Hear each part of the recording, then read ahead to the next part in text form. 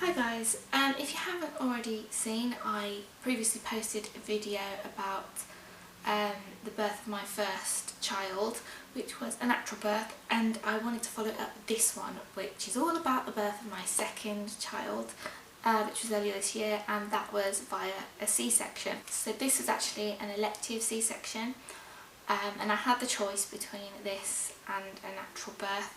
But I decided to go down this route because of the complications I'd suffered before. I was told that things may not be repaired so easily this time, so I was kind of worried about the after effects of having a natural birth.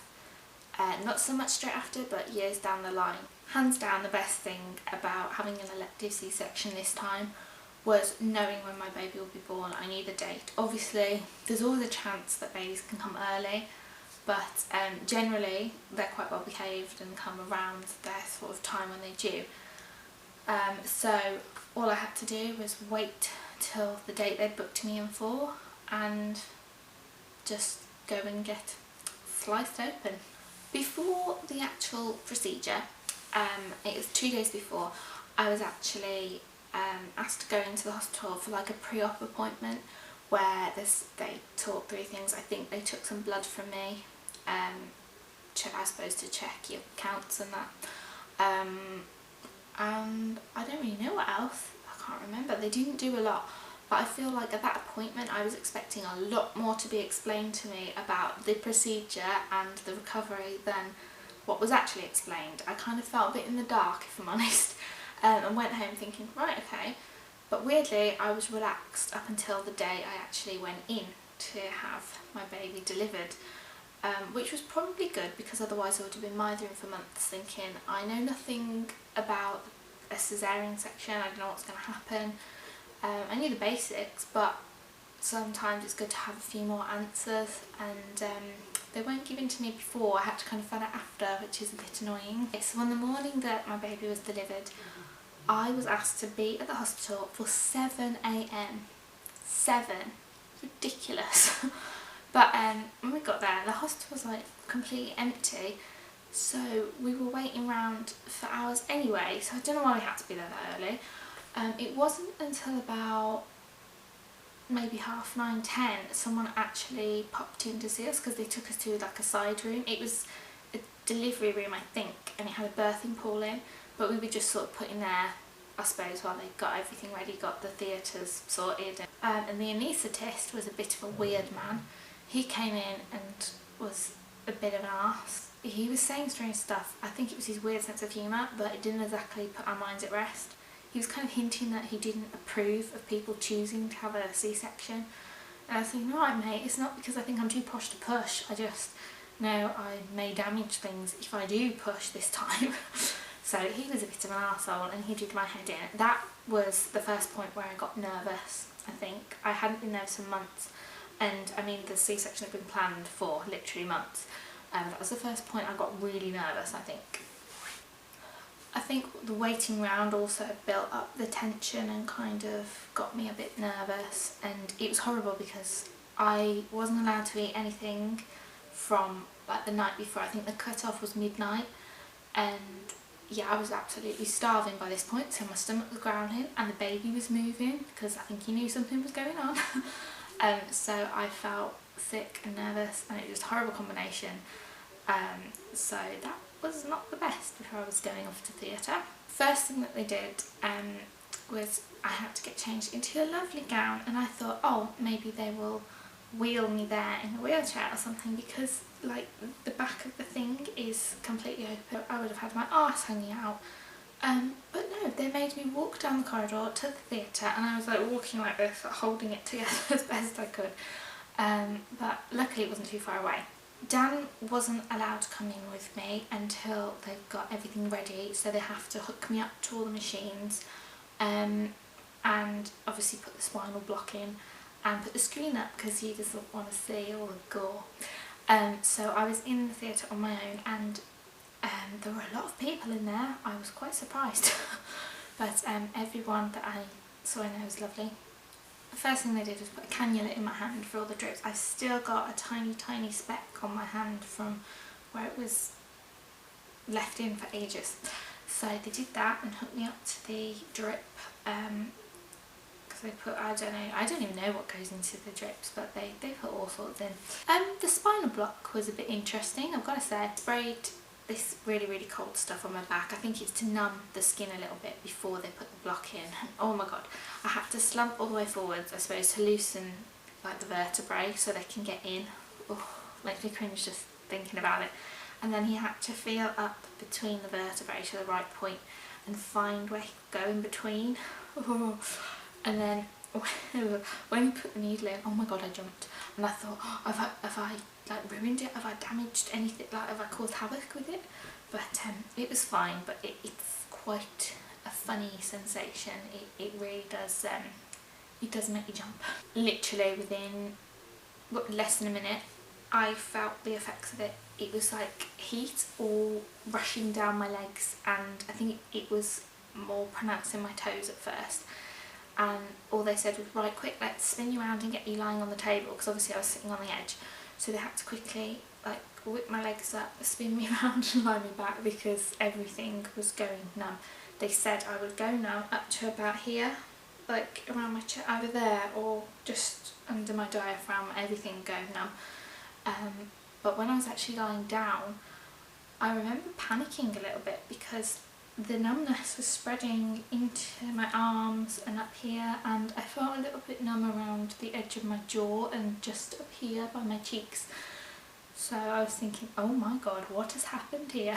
I've got to say, throughout the entire procedure, the scariest bit was just after I'd been laid down and they were putting the screen up, they were dealing with everything and hooking me up to the machines. I started to feel so sick. I thought I was going to throw up everywhere, and I have a major fear of being sick. So if I'm lying on my back and I can't feel half of my body, I'm going to panic. And I didn't realise how sick I would feel. That's obviously why they don't like you to eat too soon before. But I was panicking and I was shouting, oh my god, someone help me. I was being so over the top dramatic. But I was legitimately panicking, and they came over with one of those little sick things that they have in the hospitals, little like tubs, and I thought, oh my god, I cannot be sick. And they had to inject something into my cannula, another something or other that eased the sickness. But for those couple of minutes, it felt like a lot longer. I was so panicked, and that freaked me out more than when I knew they were about to cut me open. So it's a little bit weird. I'm a strange person. Once that had all calmed down, Dan was allowed in, and by this point I felt so sort of exhausted and a bit out of it. I don't know if it was because of the drugs or because of I just panicked about being sick or the sickness medication stuff they'd just given me. But I was just sort of like, I held his hand, and then that's when I started to feel my arms going numb, and I just thought, oh my god, it's really weird in here. And I just remember looking around at all the lights and the things dangling out my arm, and I was completely out of it. I don't know, it was the weirdest sensation. I was just completely numb, and it was oddly relaxing, but at the same time I was like, when is this going to end? Do you know what I mean? It was just so weird. Beforehand they did warn me that I would probably feel some tugging and pulling sensations in my stomach, even though obviously I've been numbed all the way down. But you know what, I barely felt anything. I don't know if that's normal, or I don't know. The only time I did feel something, I don't know what they were doing, it felt like they were pushing, and I could feel up here, just under this side of my ribs, was like really uncomfortable. And I remember being on the table like this, still holding on to Dan, going, ah. But it wasn't painful, it was more uncomfortable. I just felt like I was being squashed a bit. Then once my son was actually delivered, I didn't even know, because I thought I'd feel a giant tug as he was released into the world. But we didn't even know. I just looked at Dan, and he was looking over like this past the screen, and he said, oh, he's out, because he didn't even realise, because he didn't cry straight away. Obviously he was just as shocked as we were, and then it took a little while and he started screaming and crying. So yeah, he made his presence known eventually, but it was just so weird that I didn't actually feel him leave my body. My baby had to actually be checked over by a doctor after he was born because he didn't cry straight away, and because he didn't settle quite soon. He was breathing a bit funny and his heart rate was fast. They wanted to check him over for infection. I don't know if it's more common with C-section babies, I'm not sure, but they checked him and he was fine. But obviously we were both a bit panicked when they kept coming over and looking at him like, what's going on here? I didn't hold him when he'd come out because I was in such a weird position on the table. There wasn't room enough for me to hold him because my arms had to be up here because the screen was right there in front of me. So Dan just held him and showed him me, and I was so out of it on all the drugs that I just looked at him and goes, oh, he's really ugly, which is really mean, but he just looked so swollen and angry, and his nose, I remember, was all wrinkled up. He is actually a beautiful baby. It was just the drugs. That's what I'm going to blame it on anyway. I didn't find out until just as I was about to leave the theatre. I'd all been like stitched up, which didn't seem to take very long at all. It was actually a really quick procedure. But I had actually lost twice as much blood as people usually do because I don't know if where they'd cut there were a lot more vessels than they were expecting, so that's probably why I felt a bit woozy whilst I was lying down and a bit out of it more than I should have done.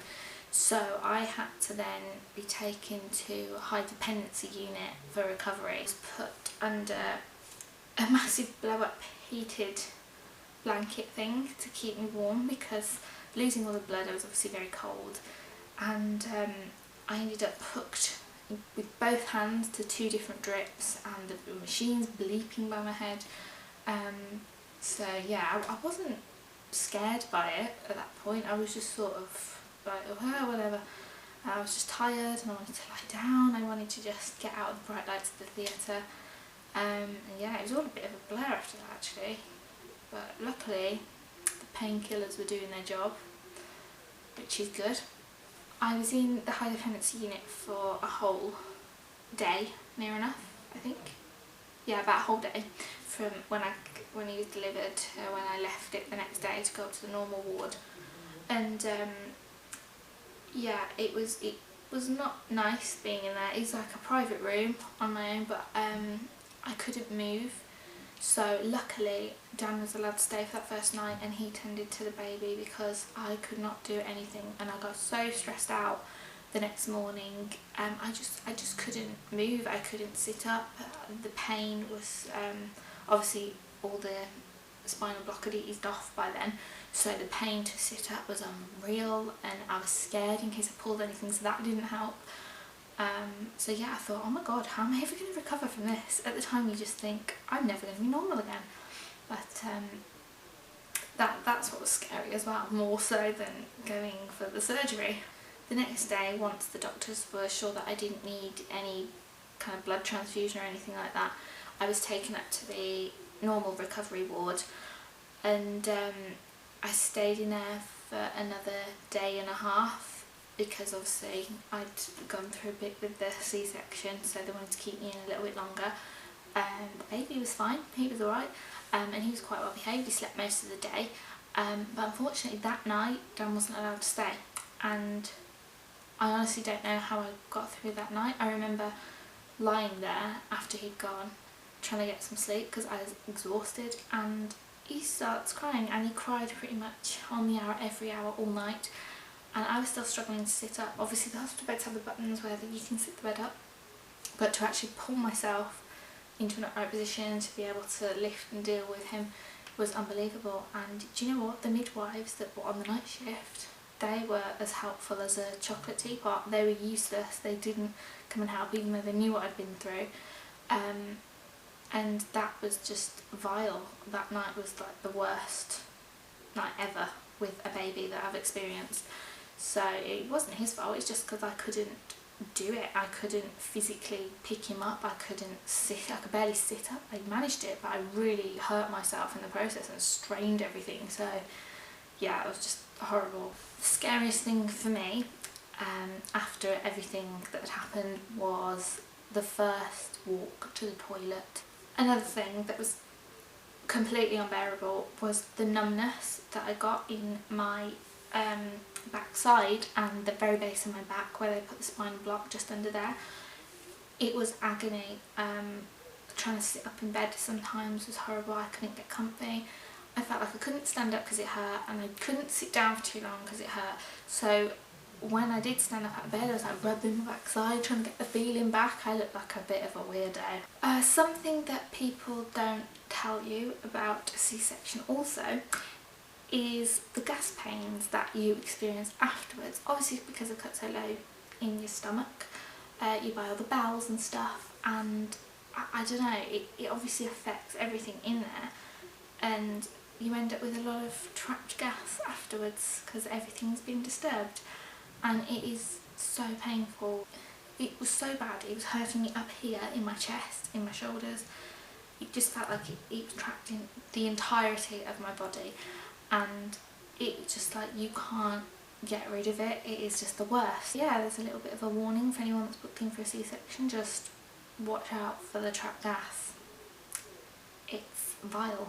I was so glad once I was finally discharged from the hospital. But another thing that they don't tell you before you leave is that you have to take actual injections with you home. It's called, I think it's Claxine or Claxane, something like that, and it's to prevent blood clots, and you have to either give it to yourself in the arm or the stomach, which is horrible, or you have to get someone else that lives with you to do it for you. And you have to take that for 10 days from the birth. So obviously I'd had a few in hospital, but I had to take home this box of injections with me, and no one told me, and I said, oh brilliant, it's a good job I don't live on my own, because I wouldn't be able to inject that into myself. Horrible. Being home is wonderful, but we only have an upstairs toilet, so I had to get used to getting up and down the stairs pretty quickly, which obviously I hadn't done since the operation because I didn't have to go up and downstairs in hospital. So yeah, that was interesting, and it's a struggle. You really have to pace yourself, and I had to quickly get into the mindset that, you know, everything is going to take time now. I recovered quite quickly with my daughter, but obviously I had to remember that this time a lot more has gone on with my body, so I need to just chill out and try and relax as much as possible. With my daughter, I think I put on 2 stone or just shy of 2 stone throughout the whole pregnancy, and within 2 weeks I'd lost that straight away. This time I've already lost about 1.5 stone or just shy of that, which is really good because it's been 3 weeks now. But obviously there's a little bit to go. I'm not like one of those people that focuses on losing all of the baby weight, but you have a bigger belly for a lot longer with a C-section because obviously they've the way they've removed the baby, it leaves you a bit more flabby than before. So yeah, at the minute I have quite a flabby stomach, but actually after the first 2.5 weeks where it was still quite big, it's actually gone down loads now. It's wobbly, but it has actually shrunk almost to the size I was just before, I'd say. So yeah, I've just got to remember though that obviously if I want to exercise and get into a bit better shape, I've got to wait a bit longer. I think I might risk it maybe 8 weeks. At the minute I feel like I can do a bit more because the first 2 weeks I was just wiped out. It was hard to even get off the sofa at times, but now I feel like I can move about a bit more, but I'm still getting quite a bit of backache. I don't know if it's because of the spinal block, the after effects of that, and I still get quite a bit of numbness. My right bum cheek goes to sleep quite often, and the base of my back sometimes. There's a strip on my stomach just above where the cesarean scar is that is numb to the touch, which is strange. I would have thought it'd be on the scar, not above it, but yeah, I guess that'll fade too. I think the most frustrating thing was not being able to drive. I thought I would have to wait until the 6-week mark, which is usually when you're cleared to drive after a cesarean apparently, but I was cleared at about 3.5 weeks, so I'm so glad that I'm able to drive now, because initially I was thinking, oh my god, I'm going to be stuck in the house for 6 weeks with a toddler and a screaming baby, not being able to get out when I need to, and yeah, it was sending me into a bit of a panic, if I'm honest. But now at least we can get out if we need to, which is good. Because of the little complication that happened during the C-section, like all the blood loss, I have now found out that if I have any more children, I would have to have them delivered by caesarean section, but because they've told me that, I'm now a bit worried that if I want a few more kids, because in my head I've got a dream of quite a big family if, you know, I can afford it, but I was thinking, oh my god, what if I can only have like one more baby, or what if there's complications and it endangers the baby, or I don't know, all sorts going in my head, because obviously the scar tissue can cause havoc in caesareans after, and obviously if I'm only allowed to have babies by caesarean section now, the less caesareans you have the better, obviously. Thanks for watching my little ramble. Sorry if it was a bit graphic. I don't think I went into too much gory detail, which I wouldn't want to anyway. Hopefully I'll see you again soon in a less frank and honest video, so you don't have to put up with all the personal details. Bye!